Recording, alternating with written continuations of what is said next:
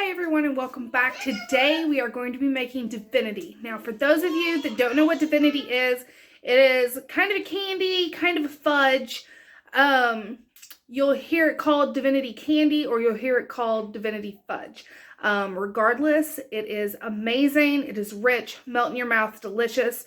It is an older recipe and it is also a very temperamental recipe. A lot of people don't make it just because it can be hard to make. You don't want to make it when it's raining. You don't want to make it when it's wet. It's sassy. It's sassy fudge. But I got a good old cookbook out with a tried and true recipe that I'm going to bring you along today. So let's get started. Okay, so to start off, we need a heavy bottomed pan and you want 3 cups of sugar. So I already had that measured out, and then to that we are adding a half a cup of cold water and then a half a cup of light corn syrup. And so if you don't know what that is, it just looks like this. It's clear and it says light corn syrup. Okay, so once you get everything in your pan, go ahead and just start stirring it until everything is dissolved. I have it on a medium, it's not quite medium high heat. You don't want it too high. You want it at like just above a medium heat. And then you want a candy thermometer. Now, you don't have to use a candy thermometer, but for best results, I recommend using a candy thermometer since this is Sassy Fudge. The first half of this batch is going to go until soft ball stage. And then the last half of the cooking time, we're going to get it up to a hard ball stage. So soft ball is around 240 degrees and Fahrenheit. And then the hard ball is around, we're wanting to go to around 280. So it's not quite soft crack. It's like between hard ball and soft crack. So for those of you that are new to candy making, you may not know anything that what I'm talking about. But it'll say on your thermometer when you buy one, it'll have it all right there. Okay, so to do the egg whites, it is so super easy. You can do this with a hand mixer, but I'm just going to be using my stand mixer. I have 2 egg whites in my bowl. Here are the yolks, which are going to be saved for a different project. And literally all you have to do is put it on high and let it go until stiff peaks form. Okay, so to show you what I'm talking about, it's, that's not a good example. It's very stiff, as you can see. So essentially, if it does that, you're good. So this is just going to sit and wait until we get to our soft ball stage, which right now we are at about 140 degrees. So we got a little ways to go. Okay, so we are just about at 240 degrees. So I want to go ahead and tell you what we're going to be doing. I have my egg whites here. As soon as it hits 240, we are going to turn this on high and slowly pour in half of that sugar mixture. Once we get half of it in, we're going to continue leaving this on and then let it go to 280 degrees. So we are there. So let me show you what we're going to do.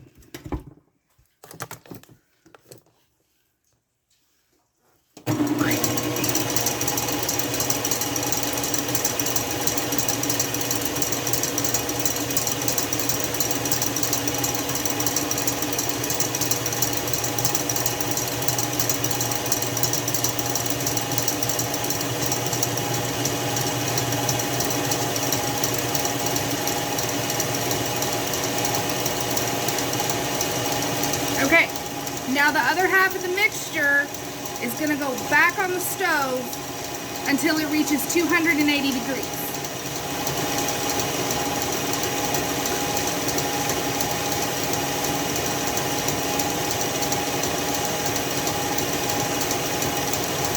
And then just keep this going.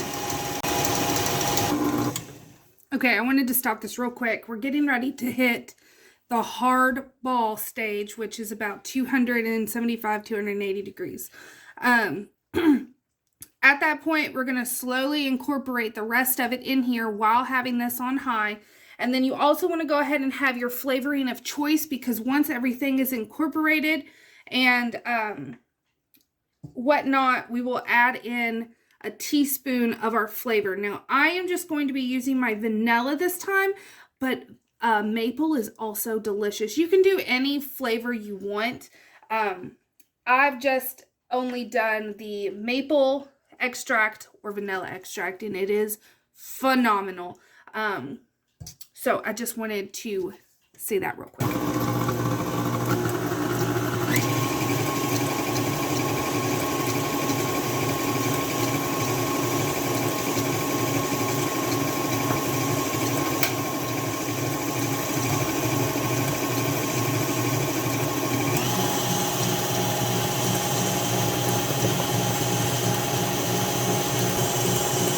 And you can see how much it's puffed up just from adding that sugar mixture. Now add in your vanilla or flavor of choice. And now what we're wanting to wait on is for this to be stiff enough to drop with a spoon. So it is not there yet, but let me show you what. You want it to be a little stiffer than this. We are so close to it being there. So right here, I wanted to show you a classic example of what a divinity looks like when it wants to be sassy. So that is your sassy divinity that didn't want to set up. That's what it's going to look like if it's raining. This is just, it wasn't mixed fully. I just wanted to show you what it looks like. So this is what you want your divinity to look like whenever it is done mixing. So here it is. I waited until it could do this on a spoon. This is what you want. So now working fast with 2 spoons, you just kind of make a blob, honestly. Just like so. That's all you're doing. We're just making little blobs. And you can use food coloring if you want to use food coloring. I never have, because I really like the white color that Divinity is. But you can try to get fancy with it, but honestly, just be happy that it turned out. You can get fancy with it at the end. A lot of times I will add like a pecan half and just kind of wedge it on top, especially if I'm doing maple flavoring. I'll do either a pecan or I'll do a walnut. It just makes it pretty. But anyone who has ever had Divinity gets so excited when they see it. I always try to make it for Christmas because it's usually the only time that you see Divinity. Growing up, I never saw it anywhere else except for Christmas Eve with my relatives, because my great aunt always made Divinity. And now I do. Okay, so I want to show you what Divinity looks like when it's done. Now this is still a little warm.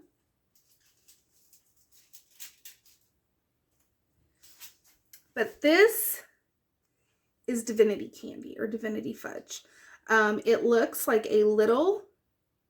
just a little white cloud.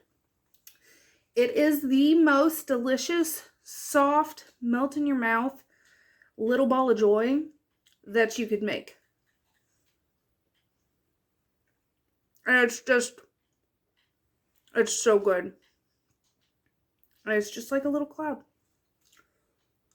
A little cloud of deliciousness. And like I said, you can add like a nut or something on top. But you just want to let them cool completely, and then you can store them in like the little tins, Ziploc bag, whatever. And they'll stay good just like a normal fudge. So yeah, there is my Sassy Fudge recipe. I hope you enjoyed it. I hope you try it out for yourself. If you have any questions, if you try to make the recipe, leave me a link. No, leave me a comment down below. I'll be happy to answer it for you. Don't get discouraged because we all know it's sassy. So until next time, guys, thanks for watching.